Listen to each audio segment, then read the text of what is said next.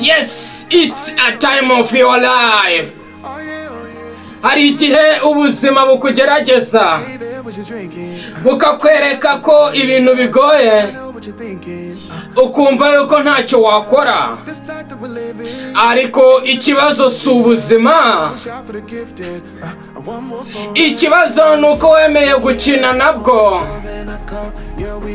Iyo utsinzwe rimwe uhita wemera ko ari wowe ufite ikibazo.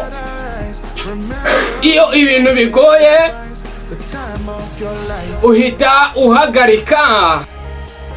Iyo abandi bagutaye inyuma uhita wibwira yuko warangiye,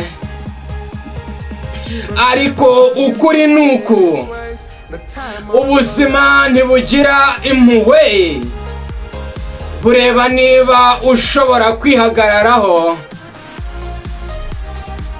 Yes, it's a time of your life.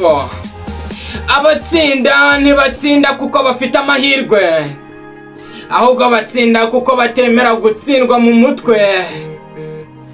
Buri gihe ubuzima buzakuzengereza. Ikibazo rero si uko buzakuzengereza, ahubwo nuko uzabyitwaraho cyangwa se uzabyitwaramo. Wemeye kuba igikinisho, uzahora ukoreshwa, ariko nanone uhagurutse uyu munsi nta kintu na kimwe cyazongera kukugenzura.